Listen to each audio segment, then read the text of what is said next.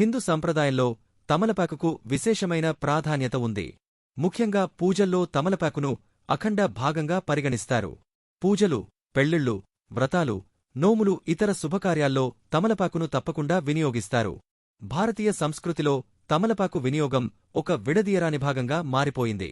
ఈ తమలపాకును పవిత్రతకు చిహ్నంగా భావిస్తారు. ఇక తాంబూలంలో అయితే తమలపాకులదే అగ్రస్థానం. శుభకార్యమైన, పుణ్యకార్యమైన, కార్యమేదైనా తమలపాకులు ఉంటేనే పరిపూర్ణం. అలాగే తమలపాకులతో ఆచరించే పరిహారాలతో దుష్టశక్తులు దూరమవుతాయని, దివ్యశక్తులు సుస్థిరత చేకూరుస్తాయని పండితులు చెబుతారు. తమలపాకులను నాగవల్లి దళం అని, దేవతాదళం అని పిలుస్తారు. తమలపాకుల్లో సకల దేవతలు కొలువై ఉంటారనేది పురాణ వచనం. తమలపాకు యొక్క తొడిమలో లక్ష్మీదేవి కొలువై ఉంటుందట. అలాగే తమలపాకు మధ్యభాగంలో పార్వతీదేవి ఉంటుందట. ఇక తమలపాకు యొక్క కొనభాగంలో చదువుల తల్లి, కొలువుల కల్పవల్లి, సరస్వతీదేవి కొలువై ఉంటుందట. అంతేకాకుండా తమలపాకులో త్రిమూర్తులైన బ్రహ్మ, విష్ణు, మహేశ్వరులు, ఇంద్రుడు, మన్మథుడు కొలువై ఉంటారట.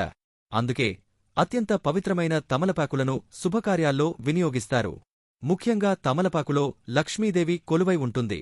కాబట్టి పూజలో తమలపాకు వినియోగం వల్ల శ్రేయస్సు కలుగుతుందని చెబుతారు. అంతేకాకుండా కొత్తగా వివాహమైన నూతన వధూవరుల చేత తాంబూలం తినిపిస్తే అన్యోన్యదాంపత్య జీవితం సిద్ధిస్తుందని కూడా విశ్వాసం. రావణుడి చెరలో ఉన్న సీతమ్మ జాడను తెలుసుకుని శ్రీరాముడి సందేశాన్ని ఆంజనేయుడు సీతాదేవికి అందించినప్పుడు సీతాదేవి ఎంతో సంతోషించి తమలపాకుల దండతో హనుమంతుడిని ఆశీర్వదించిందట. అప్పటినుంచి తమలపాకులు అనేటివి ఆంజనేయ స్వామికి అత్యంత ప్రీతికరమైనవిగా మారాయనే విషయాన్ని రామాయణంలోని సుందరకాండలో వివరించి ఉంది. కాబట్టి ఆంజనేయస్వామికి తమలపాకుల మాల వేయడం వల్ల ఆయన సంతోషించి శనిప్రభావం నుంచి రక్షిస్తాడని నమ్మకం. ఆంజనేయస్వామిని తమలపాకులతో పూజిస్తే, తమలపాకుల మాల సమర్పిస్తే శనిదోషాలు తొలగుతాయని, తలపెట్టిని పనుల్లో విజయం సిద్ధస్తుందని విశ్వాసం. అంతేకాకుండా తమలపాకులు విజయానికి చిహ్నం కూడా. ముఖ్యంగా తమలపాకులను శనిదోష నివారణకు, శనిభయాన్ని పోగొట్టడానికి, ప్రతికూల శక్తులను తొలగించడానికి సహాయపడుతుంది. అయితే శనిదోష నివారణకు తమలపాకులతో పూజకు శనివారం సాయంత్రం అత్యంత అనుకూలంగా పండితులు చెబుతారు. ఆ సమయంలో శుభ్రమైన చిరగని 11 తమలపాకులను తీసుకుని మంచి గంధంతో శ్రీరామ అనే నామాన్ని రాసి కర్పూరం, లవంగాలు ఉంచాలి. ఆకులను హనుమంతుడికి లేదా సాయంత్రం వేళ రావి చెట్టు కింద శనీశ్వరుడికి సమర్పించాలి.